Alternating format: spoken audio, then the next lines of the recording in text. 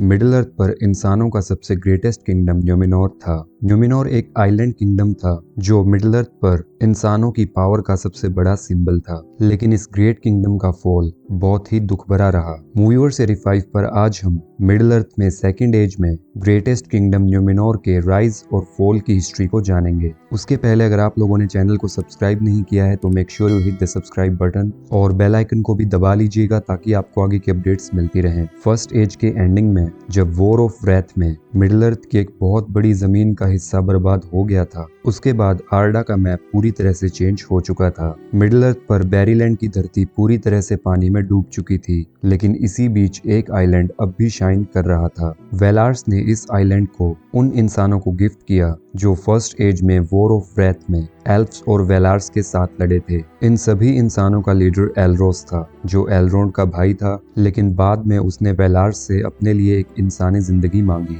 और वह एक इंसान बन गया। जब वेलार्स ने इस आइलैंड को एलरोस को गिफ्ट किया, तब वो बाकी सभी इंसानों को लेकर उस आइलैंड की ओर सेल कर देता है। इसके बाद 32 सेकंड एज में एलरोस वहां पर पहुंचता है और उस आइलैंड का नाम रखा जाता है न्यूमिनोर और एलरोस वहां का पहला राजा बनता है जो न्यूमिनोर पर अगले 400 सालों तक राज करने वाला था। इन 400 सालों में न्यूमिनोर के लोगों ने बहुत सारी डेवलपमेंट्स की और इसी कारण उन्हें मिडिल अर्थ के इंसानों में सबसे एलाइट और सबसे नोबल समझा जाने लगा। न्यूमिनोरियंस अपनी फिजिकल स्ट्रेंथ के लिए भी जाने जाते थे। उनकी एवरेज हाइट 7 फीट होती थी। इन्हीं कई सालों में न्यूमिनोरियंस ने एल्डार्स के साथ एक बहुत अच्छी दोस्ती बना ली थी, जो न्यूमिनोरियंस के लिए कई सारे गिफ्ट्स लेकर आए थे। इन्हीं एक गिफ्ट्स में निमेलॉट ट्री भी होता है, जो गोंडोर के व्हाइट ट्री का इंसेस्टर भी होता है और इस ट्री को हमें रिंग्स ऑफ पावर में भी दिखाया गया है। न्यूमिनोर में जब किंग्स की लाइन शुरू होती है, तब उसके पहले राजा एलरोस ने अपने आप को टार मैन्यातोर का टाइटल दिया था। यह एक एल्विश वर्ड था जिसका मीनिंग होता है फर्स्ट हाई लॉर्ड, और इसके बाद से न्यूमिनोर के आने वाले कई किंग्स खुद को कई सारे एल्विश टाइटल्स देते हैं। न्यूमिनोर की एक स्ट्रेंथ उसकी नेवी भी थी। न्यूमिनोरियंस बहुत अच्छे शिप बिल्डर थे, लेकिन वेलार्स ने उन पर एक रेस्ट्रिक्शंस लगा रखी थी कि वो अपने शिप्स को कभी भी वेस्ट में सेल नहीं करेंगे और इसी वजह से न्यूमिनोरियंस हमेशा ईस्ट में सेल करते थे। इसके बाद 600 सेकंड एज में न्यूमिनोरियंस का कनेक्शन लिंडन के हाई किंग गिल-गैलेड से हुआ और यहीं से न्यूमिनोरियंस और लिंडन के एल्फ्स की दोस्ती शुरू होती है। इसके बाद न्यूमिनोरियंस मिडिल अर्थ के इंसानों से भी मिलते हैं। न्यूमिनोरियंस मिडिल अर्थ के इंसानों को खेती करना सिखाते हैं और उन्हें मेटल्स की भी नॉलेज देते हैं। मिडिल अर्थ के इंसान न्यूमिनोरियंस की बहुत ज्यादा रिस्पेक्ट करते थे, बल्कि कुछ लोग तो न्यूमिनोरियंस को गॉड मानते थे। इसके बाद 750 सेकंड एज में न्यूमिनोरियन प्रिंस एल्डोरियन एक ग्रुप बनाता है जिसका नाम होता है गिल्ड ऑफ वेंचर्स। इस टाइम पर न्यूमिनोरियंस में एक कंपटीशन चल रहा था कि कौन सबसे बड़े शिप्स को बनाएगा। प्रिंस एल्डोरियन मिडिल अर्थ पर ग्वाथलो रिवर के पास पहुंचता है। इस टाइम तक प्रिंस के पिता टार मेलेंड्योर ने न्यूमिनोरियंस को मिडिल अर्थ पर पेड़ काटने से मना कर दिया था और प्रिंस एल्डारियन भी मिडिल अर्थ पर जाकर पेड़ों को नहीं काट सकता था। लेकिन इसके बाद प्रिंस एल्डोरियन ने मिनेरियात और एडनोवत से पेड़ काटना शुरू कर दिया। प्रिंस के इस एक्शन के कारण वहां के नेटिव्स भड़क जाते हैं और वो न्यूमिनोरियंस की सेना पर हमले करने लगते हैं। यह राइवलरी कई सेंचुरीज तक चलती है और आगे चलकर ये इंसान डन लैंडिंग्स कहलाते हैं, जो वॉर ऑफ रिंग में सोरोन का साथ देने वाले थे। इसके बाद 882 सेकंड एज में गिल-गैलेड न्यूमिनोरियंस के पास एक मैसेज भेजता है कि ईस्ट में एक न्यू शैडो राइज हो रही है। बेसिकली यहाँ पर वो सोरोन के रिटर्न की बात कर रहा होता है। इसके रिस्पॉन्स में टॉर मेलेंडूर ने अपना सेप्टर अपने बेटे को दे दिया और उसका बेटा न्यूमिनोरियंस का अगला राजा बन जाता है और उसे नाम मिलता है टॉर एलेंडियो। इसके बाद न्यूमिनोरियंस अपनी आर्मी को बिल्डअप करने लग जाते हैं।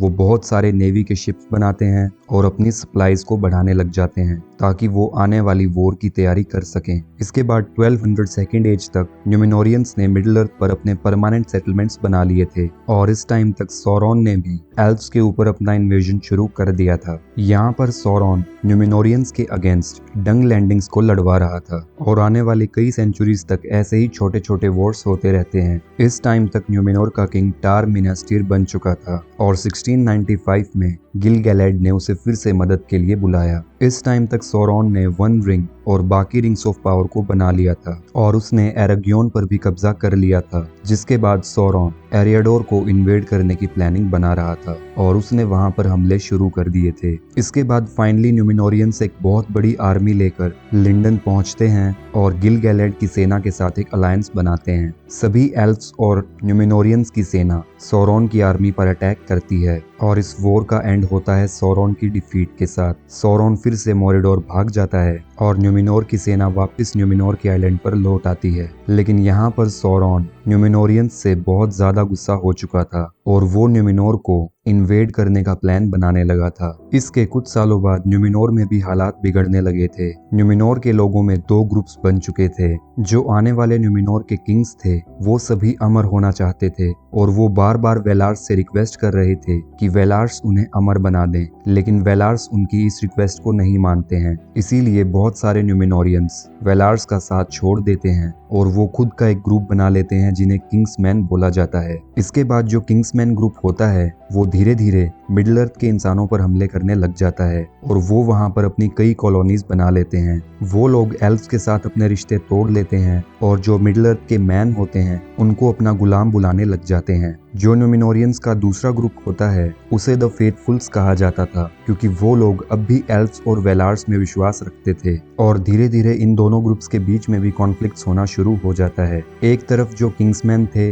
वो मिडिल अर्थ पर उम्बार सिटी को बिल्डअप करते हैं और दूसरी ओर फेथफुल न्यूमिनोरियंस पेलारगियर सिटी को बिल्डअप करते हैं, जो आगे चलकर गोंडोर का राज्य बनने वाला था। इसके बाद न्यूमिनोर में 20th किंग बनता है जिसका नाम होता है आडूनाकोर। यहाँ पर आडूनाकोर एक बड़ा फैसला करता है कि अब से न्यूमिनोरियन किंग्स लाइन कोई भी एल्विश टाइटल नहीं लेगी और वो अपने आप को आर्डूनाकोर बुलाने लग जाता है और टार एल्विश वर्ड का टाइटल छोड़ देता है। यहाँ पर आर्डूनाकोर का मीनिंग होता है लॉर्ड ऑफ द वेस्ट, जिसका मतलब होता है कि 20th किंग सीधा सीधा वेस्ट में रह रहे वेलार्स के लॉर्ड मानवे को चैलेंज कर रहा था। इसके बाद आर्डूनाकोर ने एल्विश लैंग्वेज पर भी न्यूमिनोर में बैन लगा दिया और जो फेथफुल न्यूमिनोरियंस थे उनको एक एक करके मारना शुरू कर दिया। इसके बाद जैसे जैसे टाइम आगे बढ़ता है फेथफुल्स न्यूमिनोर में कमजोर होने लग जाते हैं, लेकिन उनके लिए एक अच्छा टाइम भी आता है जब पैलेंटीर किंग बनता है और वो फिर से खुद को टार पैलेंटीर का टाइटल देता है। इस कैरेक्टर को हमने रिंग्स ऑफ पावर में भी देखा था और ये मिरियल का पिता होता है।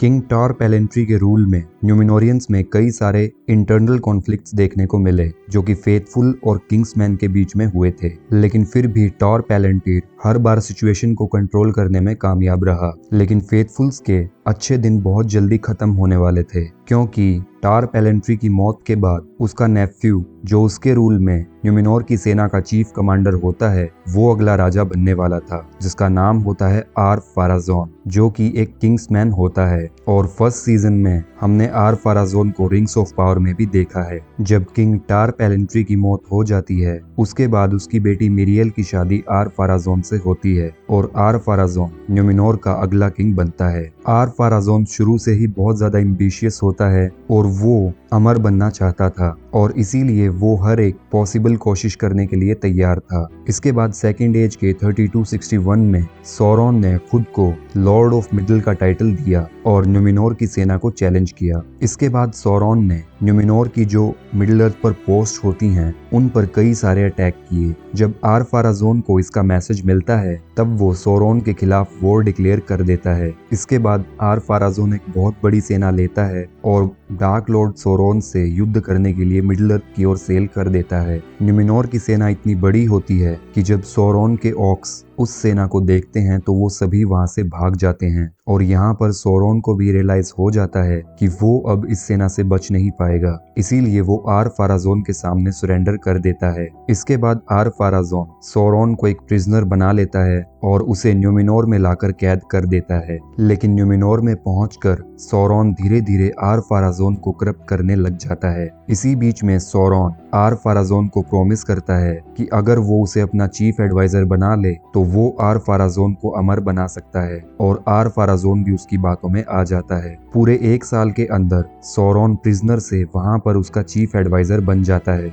और इसके थोड़े टाइम बाद सौरॉन आर-फाराज़ोन को पूरी तरह से करप्ट कर देता है। इसके बाद सौरॉन वहां पर मोर्गोथ का एक मंदिर बनाता है और वहां पर वेलार्स के सारे मंदिर तोड़ दिए जाते हैं। इसके बाद सौरॉन को जिस भी फेथफुल न्यूमिनोरियन के बारे में पता लगता वो उसको कैप्चर कर लेता और मोर्गोथ के मंदिर में उसकी बलि दे दी जाती। इसके बाद सौरॉन के कहने पर आर-फाराज़ोन ने निमिलोट ट्री को भी काट दिया, लेकिन यहाँ पर इसिल्डुर जो कि एक फेथफुल न्यूमिनोरियन था उसने उस ट्री के कुछ बीज बचा लिए थे और अपने पास छुपा लिए थे। इसके बाद आर-फाराज़ोन जब बूढ़ा होने लगता है तब उसे मौत का डर लगने लग जाता है, जिसके बाद सौरॉन उसे एडवाइस करता है कि आर-फाराज़ोन तभी अमर हो सकता है जब वो वेलिनोर के अनडाइंग लैंड्स पर अपना कब्जा कर ले और वहां से वेलार्स को मार दे। आर-फाराज़ोन भी उसकी यह बात मान लेता है और अगले 9 साल तक वह एक बहुत पावरफुल फोर्स को तैयार कर लेता है ताकि वो लोग वेलार्स पर अटैक कर सकें। इसके बाद 3319 में आर-फाराज़ोन अपनी पूरी न्यूमिनोर की सेना को इकट्ठा करता है और वेलार्स के खिलाफ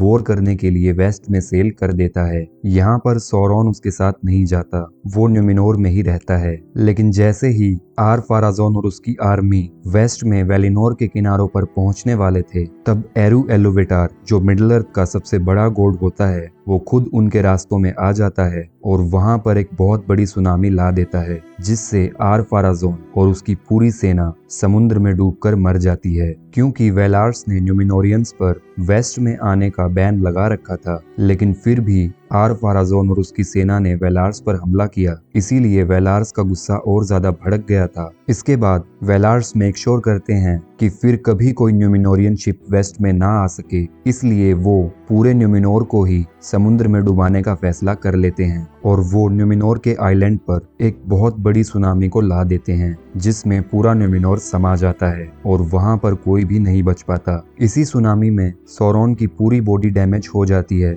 और वो इतना वीक हो जाता है कि वह फिर से कभी कोई फिजिकल फॉर्म नहीं ले पाया और उसकी सोल फिर से ईस्ट में मोरेडोर में आ जाती है। इस हमले में मिरियल भी मारी जाती है, लेकिन यहाँ पर वेलार्स पहले ही कुछ फेथफुल न्यूमिनोरियंस को माफ कर देते हैं और वो उन्हें ईस्ट में भेज देते हैं। इन्हीं फेथफुल न्यूमिनोरियंस में से एलेंडील और उसके 2 बेटे इसिल्डुर और एनारियोन भी बच जाते हैं, जिसके बाद वो लोग मिडिल अर्थ पर पहुंचते हैं और वहां पर आकर चीजों को ऑब्जर्व करने लग जाते हैं। इस हमले में सिर्फ फेथफुल न्यूमिनोरियंस ही नहीं बचे थे, बल्कि जो न्यूमिनोरियंस पहले से ही मिडिल अर्थ में अपनी कॉलोनीज बनाकर रह रहे थे वो भी बच जाते हैं। इनमें से ज्यादातर न्यूमिनोरियंस सौरॉन के लिए लॉयल थे और वो अब भी किंग्समैन बनकर रह रहे थे। इन्हीं न्यूमिनोरियंस को आगे चलकर ब्लैक न्यूमिनोरियंस बोला जाता है। जो बचे हुए फेथफुल न्यूमिनोरियंस थे जिन्हें एलेंडील लीड कर रहा था वो 9 शिप्स से मिडिल अर्थ पर आते हैं और वो अपने साथ